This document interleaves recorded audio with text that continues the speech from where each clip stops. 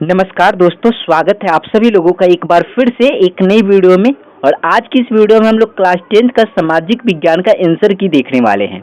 ठीक है, जो आप लोग का आज 19 सितंबर को आप लोग का जो वीकली टेस्ट हुआ है उसका आंसर की देखेंगे, तो वीडियो को शुरू से लेकर अंत तक देखना है। ठीक है, ये वीडियो सभी लोगों के लिए काफ़ी ज़्यादा इंपॉर्टेंट है जो लोग क्लास 10th में पढ़ रहे हैं और जो लोग 2025 बोर्ड परीक्षा में बैठने वाले हैं। ठीक है, यहाँ पर ये विषय देख लीजिएगा, सामाजिक विज्ञान है, कक्षा 10वीं। ठीक है, इस क्वेश्चन पेपर को आप प्रैक्टिस करने के लिए डाउनलोड भी कर सकते हैं। कहाँ से डाउनलोड कीजिएगा ये प्रोसेस आप लोगों को पता है। ठीक है, और वैसे में डिस्क्रिप्शन बॉक्स में आप लोग को लिंक देखने को मिल जाएगा, वहाँ से भी आप लोग जाकर डायरेक्ट डाउनलोड कर सकते हैं। ठीक है, व्हाट्सएप पे भी इसको भेज देंगे। यहाँ पर ही बढ़िए आगे क्वेश्चन की तरफ हम लोग बढ़ते हैं। यहाँ पर आप लोगों से पहला क्वेश्चन पूछा गया था, अमेरिका में आर्थिक मंदी की शुरुआत किस वर्ष में हुई? अमेरिका में आर्थिक मंदी की शुरुआत किस वर्ष में हुई? इसका सही जवाब क्या हो जाएगा? तो इसका सही जवाब आपका क्या हो जाएगा? 1929 ईस्वी। कौन सा ऑप्शन सही हो जाएगा? ऑप्शन डी आपका यहाँ पर सही जवाब हो जाएगा।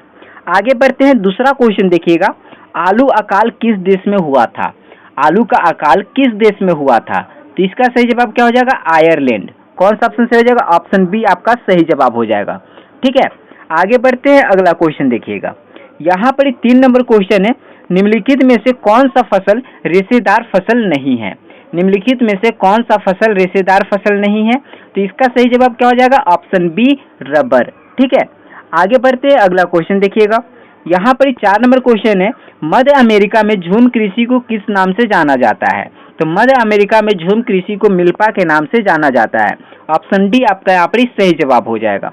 ठीक है, आगे बढ़ते हैं, अगला क्वेश्चन देखिएगा। यहाँ पर 5 नंबर क्वेश्चन है, रबी फसल को किस ऋतु में बोया जाता है? रबी फसल को किस ऋतु में बोया जाता है? शीत ऋतु में बोया जाता है। ऑप्शन सी आपका यहाँ पर सही जवाब हो जाएगा। ठीक है, आगे बढ़ते हैं, अगला क्वेश्चन देखिएगा। यहाँ पर 6 नंबर क्वेश्चन है, ऑपरेशन फ्लड किस क्रांति से संबंधित है? ऑपरेशन फ्लड जो है वह श्वेत क्रांति से संबंधित है। ऑप्शन डी आपका यहाँ पर सही जवाब हो जाएगा। ठीक है, आगे बढ़ते हैं, अगला क्वेश्चन देखिएगा।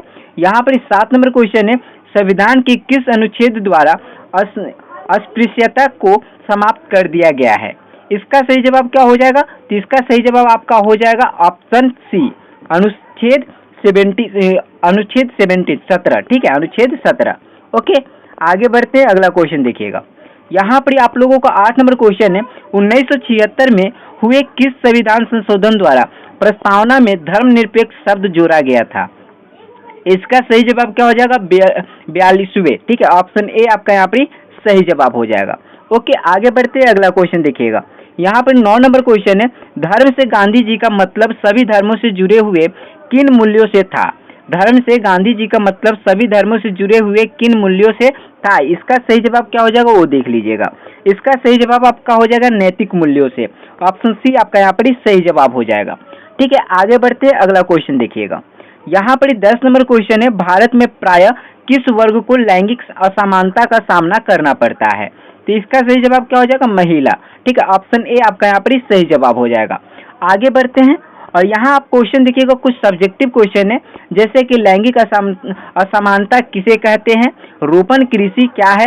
टेंशन मत लीजिए, सभी का आंसर बताने वाले हैं। ठीक है, आगे देखिएगा, जातिवाद क्या है, जातिवाद की बुराइयों कैसे दूर की जा सकती है, भारत के 3 नकदी फसलों के नाम बताएं। ठीक है, आगे देखिएगा, जाति का राजनीति पर क्या प्रभाव पड़ता है, भारत के रबी फसल और खरीफ फसल में अंतर स्पष्ट करें। सभी का फटाफट से हम लोग चलिए अब आंसर देख लेते हैं।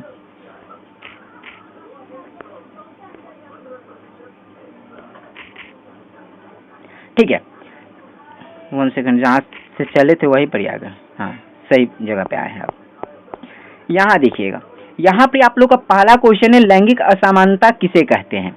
लैंगिक असमानता किसे कहते हैं, इसका क्या उत्तर हो जाएगा वो देख लीजिएगा। जब पुरुषों एवं महिलाओं में किसी भी प्रकार का भेदभाव किया जाता है तो इसे लैंगिक असमानता कहा जाता है। ठीक है, ये उत्तर हो जाएगा, इसको याद कर लीजिएगा।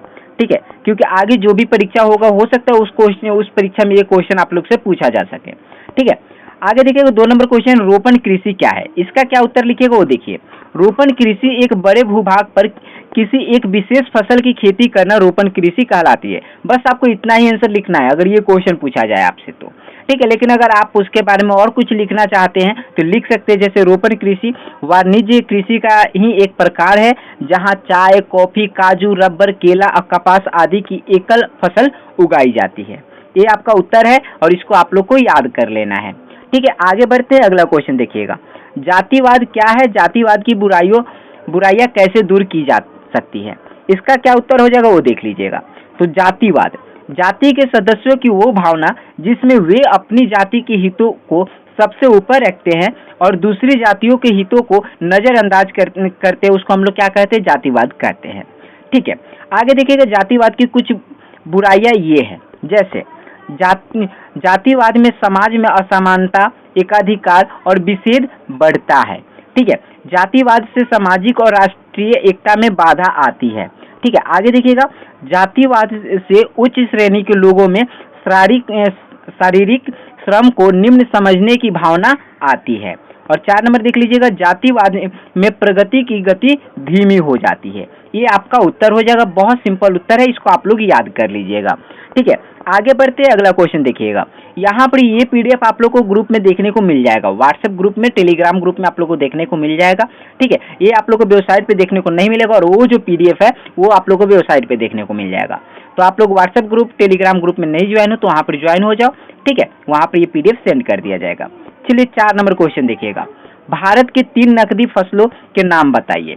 ठीक है, तो यहाँ पर क्या हम लोग उत्तर लिखेंगे वो देख लीजिए। भारत में उगाई जाने वाली कुछ नकदी फसलों के नाम ये रहे, जैसे गन्ना, कपास, तंबाकू, जूट, तिलहन। ठीक है, अब इसमें से आपको 3 लिखना है, 3 लिख दीजिए।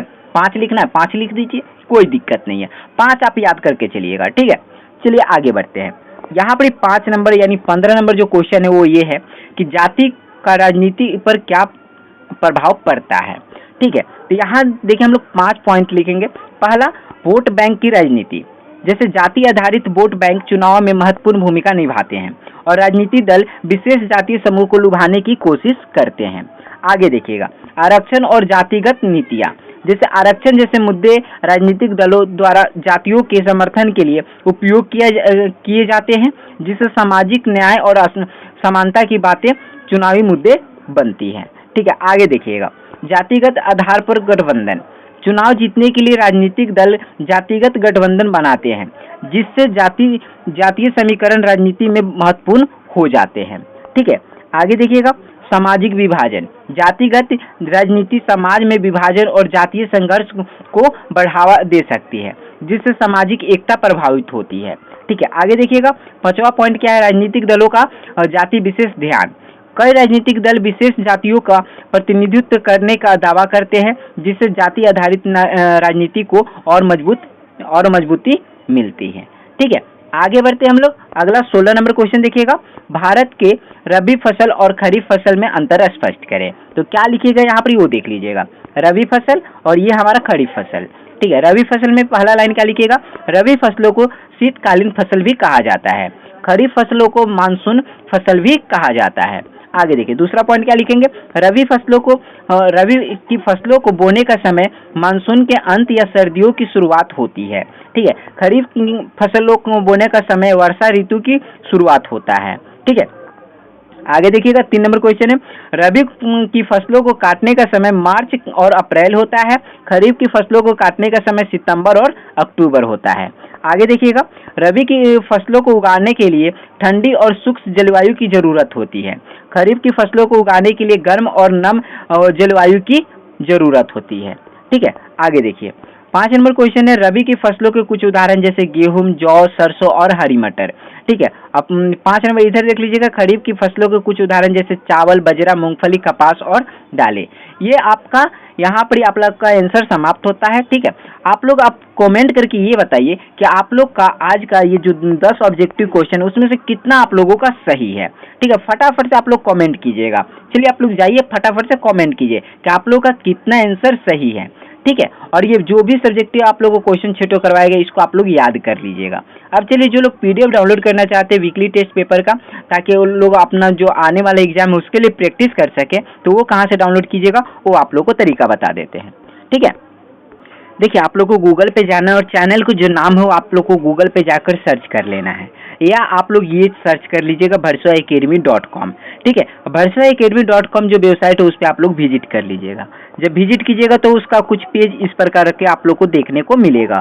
ठीक है, जहाँ पर आप लोग को महत्वपूर्ण क्वेश्चन अपलोड किया जाता है।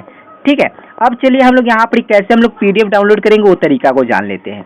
यहाँ पर आप लोग को ये 3 लाइन देखने को मिल रहा होगा, इस पर आप लोग को क्लिक कर लेना है। थोड़ा सा भाई तू इधर आ जा। ठीक है, अब चलिए यहाँ पर क्लिक करने के बाद आप लोगों को क्लास दिख रहा है, क्लास में इस पर क्लिक करना है। ठीक है, यहाँ पर क्लिक कीजिएगा और इसको थोड़ा सा ऊपर की तरफ स्क्रॉल करना है और यहाँ पर आप लोगों को क्लास 10th देखने को मिल रहा है। क्लास 10th में हम लोग क्लिक कर लेंगे। यहाँ पर जैसे ही आप लोग क्लिक कीजिएगा तो ये आप लोग को पेज खुलकर सामने आ जाएगा। और सुनिए, जो लोग लाइव क्लास करते हैं उन लोगों के लिए एक जरूरी अपडेट देते हैं, आप लोग का 4 दिन लाइव क्लास नहीं होगा। ठीक है, सोमवार से लाइव क्लास फिर से स्टार्ट हो जाएगा। ठीक है, और जो लोग रिजल्ट चेक करना चाहते हैं रिजल्ट आप लोग को अपडेट कर दिया जाएगा। और यहाँ पर हम लोग नीचे चलते हैं और वीकली टेस्ट पेपर कहाँ से डाउनलोड करेंगे वो देख लेते हैं। यहाँ पर देखिए बहुत सारे वीकली टेस्ट पेपर अपलोड किया गया है। ठीक है, और कुछ और भी पेपर अपलोड किया जाएगा, जैसे यहाँ पर ये जो पेपर है आज अपलोड कर दिया जाएगा। आप लोग जब तक वीडियो देखिएगा शायद तब तक अपलोड हो गया रहेगा। ठीक है, तो यहाँ से आप लोग जाकर डाउनलोड कर लीजिएगा। और जो आप लोग का आंसर की वाला जो PDF है वो आप लोग को ग्रुप में हम सेंड कर दे रहे हैं, जहाँ पे आप लोग को सब्जेक्टिव 6 क्वेश्चन का आंसर मिल जाएगा। ठीक है, चलिए फिर मिलते हैं अगली वीडियो में। बहुत बहुत धन्यवाद आप सभी लोगों का। Thank you. जय हिंद, जय भारत।